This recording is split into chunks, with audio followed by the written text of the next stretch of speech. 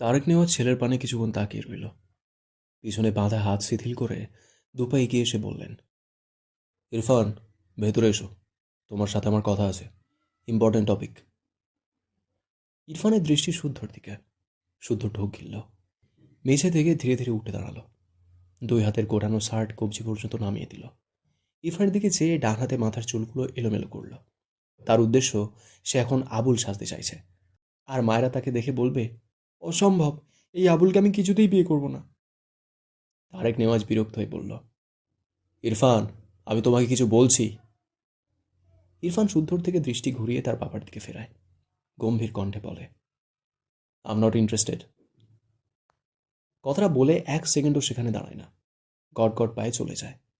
পিছন থেকে তারেক নেওয়াজ ডাকে, ইরফান, তুমি আর কত অভদ্রতার পরিচয় দেবে? আমার কথা শুনতে হবে তোমাকে। ইরফান, দাঁড়াও। ইরফানের হেলদোল নেই। তারেক নেওয়াজ তীব্র বিরক্তিতে চোখ মুখ কোঁচকালেন। শুদ্ধর দিকে তাকিয়ে বলল, তোমার ভাইকে বলে দিও, আর তুমি প্রিপারেশন নাও। ডিভোর্সের ব্যাপার আমি দেখছি, তুমি বিয়ের প্রিপারেশন নিলেই হবে। শুদ্ধ কাঁদো কাঁদো মুখ করে ঘর থেকে বেরিয়ে গেল। রান্নাঘর থেকে ইনায়া মায়ের জন্য খাবার হাতে নিয়ে আসে। ইনায়াকে দেখে শুদ্ধ ইনায়ার সামনে দাঁড়িয়ে গেলে ইনায়া ধাক্কা খেতে খেতে বেঁচে যায়। মাথা তুলে শুদ্ধকে দেখে বলে, তুমি কখন আসলে? শুদ্ধ ইনায়ার বাঁ হাতে ছোট গোল প্লেটে কয়েকটা মিষ্টি দেখল, ডান হাতে পরোটা। শুদ্ধ ডান হাতের শার্ট গুটিয়ে একটা মিষ্টি নিয়ে মুখে পুরল। ইনায়া শুদ্ধর দিকে রেগে তাকায়। শুদ্ধ মুখেরটা শেষ করে দ্বিতীয়বার নিতে গেলে ইনায়া পিছন দিকে সরে গিয়ে তার হাত সরিয়ে নেয়। শুদ্ধ ভ্রু কুঁচকে বলে, মেহমান আসলে যে খাতির করতে হয় তা তো জন্মে করলি না। নিজে নিজে আপ্যায়ন নিচ্ছি তাও দিচ্ছিস না। ঘসেটি বেগমের মতো আচরণ কম করে কর, বেয়াদব। ইনা বিরক্ত হয়ে বলে, এইটা মায়েরার খাবার, তুমি বসো, তোমাকে দিচ্ছি। এটা বলে শুদ্ধর পাশ কাটিয়ে যেতে নিলে শুদ্ধ আরেকটা মিষ্টি টুপ করে তার মুখে পুড়ে নেয়। ইনা রেগে তাকালে শুদ্ধ মুখের মিষ্টি শেষ করে হেসে একটু গলা উঁচিয়ে বলে, দুদিন পরও আমার বউ হবে, তাই আগে থেকে ভাগ বসাচ্ছি, বুঝলি গাধা? ইনায়া ভ্রু কুঁচকে বলল, মানে? শুদ্ধ ইনায়ার হিসাবে ডান হাত মুছতে মুছতে বলে, আগে বল, এই বাসায় কি কাহিনী ঘটেছে ইরফান আর ওই মায়েরা মেয়েটার মাঝে? ইনায়া দীর্ঘশ্বাস ফেলে বলে, ভাইয়া মায়েরাকে আবারও মেরেছে। শুদ্ধ অবাক হলো না, এটাই আন্দাজ করেছিল। তাদের সোজা বেশ অনেকটা দূরে ইরফানকে দাঁড়িয়ে থাকতে দেখল শুদ্ধ। গলা উঁচিয়ে হেসে বলল, মায়েরা আমার বউ হতে যাচ্ছে খুব শীঘ্রই, তোর ভাই ডিভোর্স দিয়ে দেবে ওকে। ইনায়া অদ্ভুত চোখে শুদ্ধর দিকে তাকালো, অবাক হয়ে বলল, তোমার মাথা আছে না গেছে? শুদ্ধ ইরফানের পিছন অবয়বের দিকে তাকায় আরেকবার। ইনার কপাল একটা টোকা দিয়ে হেসে বলে, কানি দেখ, মাথা মাথার জায়গায় আছে, তুই চোখের ডক্টর দেখা, আমার বিয়েতে তোকে অনেক কিছু খাওয়াবো, একদম কিপটামি করবো না। এটা বলে সে ইরফানের দিকে এগিয়ে যায়। ইনা তপ্তা খেয়ে চেয়ে আছে। চিন্তিত মুখে ধীর পায়ে এগিয়ে যায় মায়েরার ঘরের দিকে। শুদ্ধ ইরফানের পাশে দাঁড়িয়ে ভ্রু কুঁচকে বলে, এখানে কি করছিস? কথাটা বলে সে নিজেও দেখার চেষ্টা করলো। তার আগে ইরফান শুদ্ধর কলার শক্ত হাতে চেপে টেনে বাইরের দিকে নিয়ে যায়। শুদ্ধ ইনোসেন্ট ফেস বানিয়ে বলে, আরে ছাড় ছাড়, আমি নিজেই যাচ্ছি। ইরফান ছাড়ল না, উল্টে আরও শক্ত করে কলার চেপে দৃষ্টি সামনে রেখে পায়ের গতি বাড়ালো। ইরফান সরে গেলে ইনা সেখানে গিয়ে দাঁড়ায়। ঘরের দরজা একদম খোলা। সে নিজেই এভাবে রেখে গিয়েছিল, হয়তো মনের ভুলে। মায়েরা এদিক ফিরে এলোমেলো হয়ে শুয়ে আছে, দেখে মনে হচ্ছে ঘুমিয়েছে। ঘাড় বাঁকিয়ে ইরফান আর শুদ্ধর দিকে তাকালো। ইরফান এখানে বেশ কিছুক্ষণ দাঁড়িয়েছিল, ইনায়া খেয়াল করেছে। কি যে তার ভাইয়ের হাবভাব বোঝা যায় না। অতঃপর সে ঘরের ভেতর প্রবেশ করে। হাতের প্লেট রেখে মায়েরার পাশে বসে মায়েরাকে ডাকে। এটুকু সময়ের মাঝেই মেয়েটা ঘুমিয়েছে। ইনায়ার ডাকে মায়েরা পিটপিট করে চোখ মেলে তাকায়। ধীরে ধীরে উঠে বসে। দুহাতে মুখে হাত বুলিয়ে এলোমেলো চুলগুলো খোঁপা করে নেয়। তোমার শরীর উইক লাগছে মায়েরা? মায়েরা হেসে বলে, না আপু, ঠিক আছে, মাথা ব্যথা করছিল, তাই একটু চোখ লেগেছিল। ইনায়া পাশ থেকে প্লেট নিয়ে মায়েরার সামনে ধরলে মায়েরা পরোটার মিষ্টি দেখে হেসে বলে, এই খাবার তোমার ফেভারিট আপু? ইনায়া মৃদু হেসে বলল, আমি জানি, তুমি বলেছিলে। মায়েরা একবার মুখে নেয়, মুখের খাবার গিলে নিয়ে বলে, আচ্ছা আপু, তোমাদের বাগানে অনেক সবজি দেখেছিলাম, ফুল ফলের গাছও ছিল, কিন্তু করলার গাছ নেই কেন? ইনা ভ্রু কুঁচকে বলে, কারণ এই বাসায় করলা খাওয়ার সদস্য নেই। ওই অখাদ্য কে খায়? মায়েরা হেসে বলে, অখাদ্য কেন বলছো? করলা আমার অনেক, মানে অনেক ফেভারিট। ইনায়া অবাক হয়ে মায়ের দিকে তাকায়, গালে হাত দিয়ে বলে, করলা তোমার এত পছন্দ, কিন্তু তোমার মুখ থেকে তো সবসময় মধু ঝরে। আর ওদিকে আমার ভাইয়া করলার তরকারি যে টেবিলে থাকে সেই টেবিলে ভাইয়া খেতেই বসে না। ব্যাপারটা তো পুরো উল্টে গেল। মায়েরা হেসে বলে, তোমার ভাই একটা জল্লাদ, বুঝলে? যারা জল্লাদ হয় তাদের করলা খাওয়া লাগে না, এমনিই জল্লাদপনা করে। ইনায়া মৃদু হাসল, কিছু বলল না। মায়েরা খাওয়া শেষ করে ব্যথার ওষুধ খেয়ে একটা টাফলিন খেয়ে নেয়। ইরফান তার পার্কিং করে রাখা গাড়ির পাশে এসে দাঁড়ায়, শুদ্ধর কলার থেকে হাত সরিয়ে নেয়। এরপর শুদ্ধর সামনে দাঁড়িয়ে শুদ্ধর দিকে তীক্ষ্ণ চোখে চেয়ে প্যান্টের পকেট থেকে সিগারেটের প্যাকেট বের করে একটা সিগারেট ঠোঁটে চেপে প্যাকেটটা আবার পকেটে রাখে। সিগারেট ঠোঁটের ফাঁকে রেখেই গম্ভীর স্বরে বলে, লাইটার। শুদ্ধ পকেট থেকে লাইটার বের করে এগিয়ে দেয় ইরফানের দিকে। ইরফান লাইটার নিল, দৃষ্টি তার শুদ্ধর উপর, নড়চড় নেই। তীক্ষ্ণ দৃষ্টি শুদ্ধর পানে রেখে ডান হাতের সাহায্যে লাইটার দিয়ে সিগারেটে আগুন ধরালো। শুদ্ধ চোখ ছোট ছোট করে ইরফানের দিকে চেয়ে আছে। ইরফান লাইটার ডান হাতের মুঠোয় চেপে বাম হাত উঠিয়ে সিগারেট ধরল। শুদ্ধর থেকে দুপা পিছিয়ে গিয়ে দেদারসে সিগারেট ফুঁকতে লাগলো। শুদ্ধ বিরক্ত হয়ে বলে, আমাকে কি সিগারেট খাওয়া শেখাতে চাইছিস? তোর চেয়ে কম খাই ঠিক আছে, কিন্তু খাই, আর খেতেও পারি। ইরফান হ্যাঁ না কিছুই বলল না, চুপচাপ সিগারেটের ধোঁয়া শূন্যে ওড়াতে লাগলো। শুদ্ধ আবারও বলে, তোর বাবা কি বলেছে শুনেছিস? ইরফান সিগারেট হাতে নিয়ে নাক মুখ দিয়ে ধোঁয়া ছেড়ে গম্ভীর গলায় বলে, শুনেছি। শুদ্ধ ভ্রু কুঁচকে বলল, তোকে তো ঠান্ডাই লাগছে, এর মানে তোর মত আছে। তোর বউকে তাহলে আমাকে দিয়ে দিচ্ছিস? ইরফান শুদ্ধর থেকে দৃষ্টি সরিয়ে বাঁকা চোখে সিগারেটের দিকে তাকায়। এরপর আবারও শুদ্ধর দিকে তাকিয়ে ঠান্ডা গলায় বলে, নিবি তুই? শুদ্ধ হেসে নামে রাখা শার্টের হাতা সুন্দর করে গুটিয়ে কোনোই পর্যন্ত ভাঁজ করে। মাথার এলোমেলো চুলগুলোর ভাঁজে হাত চালিয়ে গুছিয়ে নিয়ে বলে, তুই দিলে নিব না কেন? জাহিদ বলেছিল ও মায়ের একটা পুতুল। মিথ্যা বলেনি, ও আসলেই একটা পুতুল। ইরফান শুদ্ধর দিকে তীক্ষ্ণ চোখে চেয়ে সিগারেটে আরও 2-3 বার টান দেয়। এরপর বাম হাতে সিগারেট নিয়ে ডান হাতের মুঠোয় থাকা লাইটারের সাহায্যে আধ খাওয়া সিগারেটে ঘুরিয়ে ঘুরিয়ে আগুন ধরায়। শুদ্ধ মিটিমিটি হাসছে। গতকাল ডিভোর্সের কথা বলায় যা রাগ দেখালো, আজ এর চুপ থাকাটা শুদ্ধ মানতে পারছে না। তাই একটু বাড়িয়ে বলে ইরফানকে দেখতে চাইছে। ভাবনার মাঝে ইরফান এগিয়ে এসে দাঁড়ায় শুদ্ধর সামনে। শুদ্ধ নিজেকে স্বাভাবিক করে ভ্রু কুঁচকে বলে, পুতুলটাকে সারাদিন মারিস, তার চেয়ে বরং তুই ডিভোর্সটা দিয়ে দে। আমি ওকে বিয়ে করে আদে। লাইনটা শেষ করার আগেই ইরফান বাম হাতের মুঠোয় রাখা আগুন ধরানো সিগারেট শুদ্ধর ঠোঁটে চেপে ধরে। শুদ্ধ ছিটকে সরে যায় দুপা। ইরফান তার বাম পা শুদ্ধর পিছনে দিলে শুদ্ধ ঠাস করে পড়ে যায় ইরফানের পায়ের সাথে পেঁচে। ইরফান বাম হাঁটু মাটিতে ঠেকিয়ে ডান হাঁটু কিছুটা উঁচু করে শুদ্ধর ঠোঁটে আবারও জ্বলন্ত সিগারেট চেপে ধরে। শুদ্ধর মাথা মাটির সাথে লাগানো, ছেলেটা আর নড়তেও পারছে না। ইরফান রক্তলাল চোখে শুদ্ধর দিকে চেয়ে সর্বশক্তিতে ইরফানের দু ঠোঁটের উপর জ্বলন্ত সিগারেট চেপে ধরে রাখে। শুদ্ধ কেমন দাপিয়ে ওঠে, মনে হচ্ছে তার ঠোঁটে কেউ রান্না বসিয়েছে। হাত দিয়ে ইরফানকে ধাক্কাও দিল খানিক, ছেলেটাকে একচুল সরাতে পারল না। মিনিট 2 পরে ইরফান হাত সরিয়ে নেয়। শুদ্ধ স্বস্তির নিঃশ্বাস ফেলে চোখ বুজে নেয়। পোড়া ঠোঁট জোড়ায় হাত বোলায়। ইরফান দাঁড়িয়ে যায়, দুহাত প্যান্টের পকেটে রেখে পা ফাঁক করে দাঁড়ায়। খুবই সামান্য ঠোঁট বাঁকিয়ে হাসে। কয়েক মিলিসেকেন্ডের মাঝে তা মিলিয়ে চোখ মুখ শক্ত করে রাগান্বিত কণ্ঠে বলে, fortunately you are my cousin, otherwise you would be finished. কথাটা বলে ইরফান কয়েকবার ডান দিকে গিয়ে তার গাড়িতে উঠে বসে। বৃষ্টি হচ্ছে, বৃষ্টির শব্দ হবে একটু। শুদ্ধর ইচ্ছে করলো এই ভাই নামক শত্রুটাকে পচা পানিতে ডোবাতে। তার মন মানুষ থাকতে সে ওই মেয়েকে বিয়ে করবে কোন দুঃখে?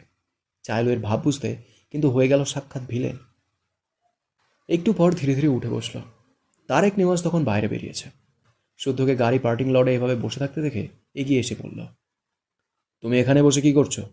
আজ শুধু মাটিতে বসছো কেন? ঘরে যাও। শুদ্ধ মাথা নিচু করে দাঁত কিড়মির করল।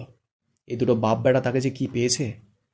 বসা থেকে উঠে দাঁড়িয়ে গা ঝেড়ে পড়ল, আসছি মামা, ভার্সিটি লেট হয়ে যাবে নয়তো। এটা বলে ইরফানের গাড়ির দিকে তাকায়। ইরফান গাড়ি স্টার্ট দেয়নি এখনো, তার জন্যই দেয়নি হয়তো। শুদ্ধ দ্রুত পায়ে ইরফানের পাশের সিটে বসে। তার গাড়িতে আর বসলো না, ড্রাইভ করার ইচ্ছে নেই, ঠোঁট দুটো জ্বলছে।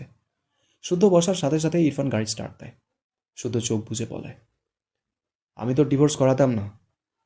ইরফান নির্লিপ্ত ভঙ্গিতে স্টিয়ারিং ঘোরাতে ঘোরাতে গম্ভীর স্বরে বলে, জানি। শুদ্ধ রেগে বলে, তো আমাকে ভিলেন ভাবার কি প্রয়োজন ছিল? যে প্রয়োজনে তোর অন্যের বউকে বিয়ে করার সাহায্য জেগেছিল। শুদ্ধ ফোঁস করে শ্বাস ফেলে বলে, মেয়েটাকে নিজের ঘরে নিয়ে যা এবার, আর আমায় উদ্ধার কর তোদের বাপ ছেলের মাঝ থেকে। ইরফান স্টিয়ারিং ঘুরিয়ে শক্ত কণ্ঠে বলে, I don't like that girl. শুদ্ধ অদ্ভুতভাবে তাকালো ইরফানের দিকে, ঠোঁটের উপর বাম হাতের দু আঙুল রাখলো। ভাবছে তার এই অবস্থা করলো কেন, হিসাব তো মিলছে না। রেগে বলল, মস্করা করছিস আমার সাথে? আমার বইয়ের প্রাথমিক সম্পদ পুড়িয়ে বলছিস তুই মাসুম? ইরফান কিছু বলল না, গম্ভীর মুখে সামনে দৃষ্টি রেখে গাড়ি এগিয়ে নিয়ে যায়। কপালে অসংখ্য বিরক্তির ভাঁজ। শুদ্ধ বিরক্তি নিয়ে ইরফানের দিকে তাকিয়ে থাকে। ভার্সিটির প্রাঙ্গণে পৌঁছে ইরফান গাড়ি পার্কিং লটে সাইড করে গাড়ি থেকে নেমে দাঁড়ায়। চোখ বুজে কয়েকবার শ্বাস ফেলে এগোয় অফিস রুমের দিকে। শুদ্ধ পিছন পিছন আসে ইরফানের, কয়েকবার দ্রুত ফেলে ইরফানের পাশে হাঁটতে হাঁটতে বলে, কিছু বলছিস না কেন? এসব কী খাপছাড়া ব্যবহার? আমি কি মায়েরা? ইরফান ডান হাতের শার্ট কোনোর উপর পর্যন্ত গুটালো খানিকটা। শুদ্ধ এটা দেখে জিভ গুটিয়ে নেয়, সাথে দাঁড়িয়ে যায়, আর এগোয় না। কি জানে ভাই, যদি আবার মারটার খায়। এর হাত আবার বেশি চলছে ইদানিং। মার খেলে স্টুডেন্টদের সামনে মান ইজ্জত কিছু থাকবে না। শুদ্ধ দাঁড়ালেও ইরফান দাঁড়ায় না, এগিয়ে যায়। তবে তার গম্ভীর স্বরে ভেসে আসে কিছু শক্ত কথা। Don't disturb me. শুদ্ধ ফোঁস করে শ্বাস ফেলল। ইরফানের বাবা বলছে বিয়ের প্রিপারেশন নিতে। সে প্রিপারেশন নিলে ইরফান এসে তার উপর ঝাঁপিয়ে পড়ছে। সে কোথায় যাবে আর তার বউয়ের কি হবে? কবুল বলার আগেই বাপ ছেলের জন্য তার হার্ট অ্যাটাক ফ্যাটাক হয়ে যাবে মনে হচ্ছে। বাম হাতে পোড়া ঠোঁট পোলায়, ডান হাত বুকের বাঁ পাশে রাখে, মুখটা অসহায়। সামনে এক মেয়ের ওপর চোখ পড়লে ভ্রু কুঁচকে তাকায় শুদ্ধ মেয়েটার দিকে। মেয়েটা তার দিকেই তাকিয়ে আছে। কাছে এসে শুদ্ধকে একটা সালাম দিল। শুদ্ধ নিজেকে স্বাভাবিক করে পকেটে হাত গুজে স্টুডেন্টের সালামের উত্তর নেয়। মেয়েটা পাশ কাটিয়ে যেতে নিলে শুদ্ধ গম্ভীর গলায় বলে, ওয়েট। মেয়েটি পিছন ফিরে তাকালে শুদ্ধ ভ্রু কুঁচকে বলে, তুমি আমার দিকে এতক্ষণ তাকিয়েছিলে কেন? ওয়াই? Answer me. মেয়েটা বোবা চোখে শুদ্ধর দিকে তাকায়, এলোমেলো দৃষ্টি ফেলে। মাথার জর্জেট ওড়নাটা আর একটু সামনের দিকে টেনে নিয়ে আমতা আমতা করে বলে, সরি স্যার, এমনি। শুদ্ধ রেগে বলে, অন্যের বউয়ের হকের দিকে নজর দিলে কানের গোড়ায় একটা থাপ্পড় দিয়ে সিধে করবো বেয়াদব। পড়াশুনো করে টিচার্সদের সম্মান করতে জানে না, ভুলভাল ইঙ্গিত দেয়। মেয়েটা শুদ্ধর কথায় রেগে যায়, মাথা নিচু তার, ডান হাতের 5 আঙুল দলা পাকায়। এটা তাদের শ্যাড না হলে এক্ষুনি একটা থাপ্পড় নিশ্চিত ছিল এই ছেলের গালে। শুদ্ধ ধমকে বলে, আউট। মেয়েটা ধমক খেয়ে কেঁপে ওঠে, দ্রুত সেই স্থান প্রস্থান করে। শুদ্ধ ভ্রু কুঁচকে দেখল মেয়েটার প্রস্থান। এরপর সেও উল্টো ঘুরে অফিস রুমের দিকে যায়। মায়েরা বসে বসে বই পড়ছিল। তার 1 মাস পর এসেছে পরীক্ষা। মাঝে 2 দিন একদমই পড়া হয়নি। আজ রাতে না ঘুমিয়ে মেয়েটা পড়ছে মন দিয়ে। ঘাড় বাঁকিয়ে একবার ইনার দিকে তাকালো। ইনায়া ঘুমে কাঁদা। মায়েরা আজ রাত জাগতে পারছে কারণ দিনে অনেক ঘুমিয়েছে, তাই প্রবলেম হচ্ছে না। দেয়াল ঘড়িতে দেখলো রাত 1:30। চেয়ার থেকে উঠে বিছানার পাশে গিয়ে দাঁড়ায়। টেবিলের উপর রাখা জগ তুললে দেখে জগ খালি। মায়েরা বিরক্ত হয়, তেষ্টা পেয়েছে তার। জগটা টেবিলের উপর রেখে ঘর থেকে বেরিয়ে গেল পানি আনার জন্য। ডাইনিংয়ে গিয়ে চেয়ারে বসে তৃপ্তি করে পানি খেয়ে উঠে দাঁড়ালো। এরপর ঘরের দিকে যেতে গিয়ে কি মনে করে থেমে যায়। কিছু একটা ভেবে তার ঘরে দৌড়ে যায়। ড্রয়ার থেকে একটা ছোট কেচি বের করে। কেচিটার দিকে তাকিয়ে মুখ চেপে হাসে। সারাদিন ওষুধ খেয়ে ঘুমিয়ে মেয়েটার শরীর একটু ভালো হয়েছে। অমনি লাফঝাপ শুরু করেছে। একবার ইনায়ার দিকে তাকালো, ইনায়ার নড়চড় নেই। মায়েরা ডান হাতে কেচি ধরে অপর হাতে তার ফোনের ফ্ল্যাশ চালায়। এরপর ঘরের দরজা চাপিয়ে ঘর থেকে বেরিয়ে আসে। তারপর ফোনের ফ্ল্যাশ সামনের দিকে রেখে ধীরে ধীরে সিঁড়ি বেয়ে উপরে উঠতে থাকে দোতলায় যাওয়ার জন্য। ইরফানের ঘরের দরজার সামনে দাঁড়িয়ে আছে মায়েরা। দরজা চাপানো, কিন্তু ভেতর থেকে লাগানো নয়। মায়েরা দরজাটা একটু ফাঁক করলো।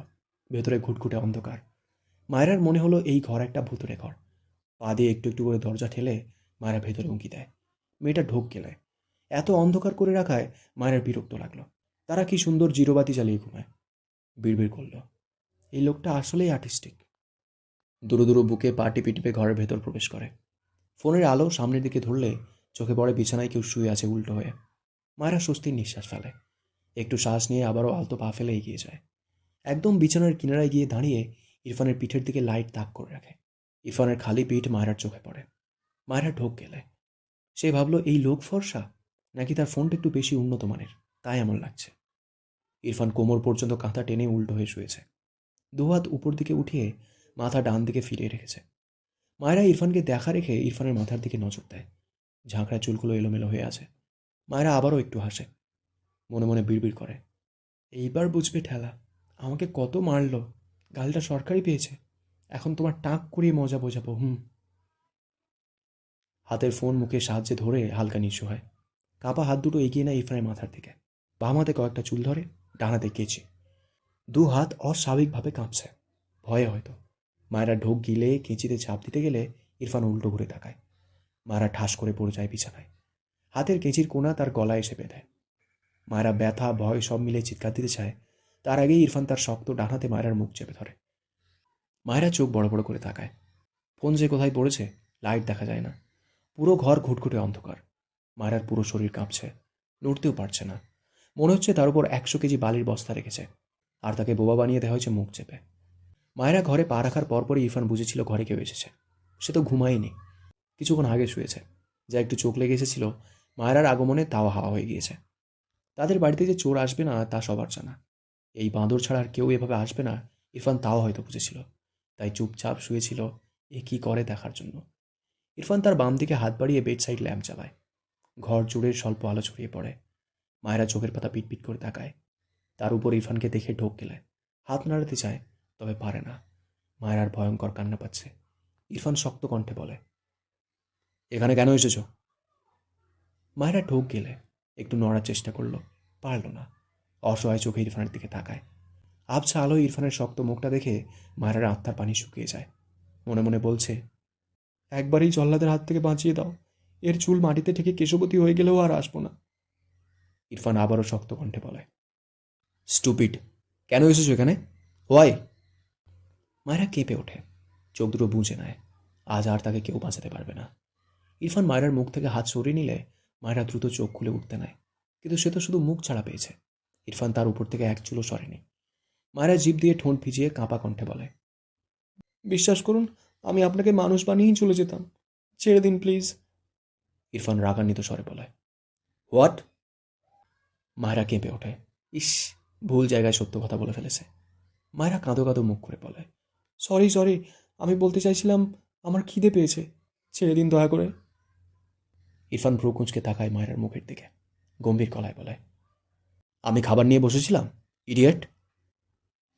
মায়েরা এদিক ওদিক চোখ ঘুরিয়ে চট করে বলে, আসলে আমি রান্নাঘর ভেবে এই ঘরে ঢুকে পড়েছি, আর এমন ভুল হবে না, সরুন দয়া করে। ইরফান ফোঁস করে শ্বাস ফেলে।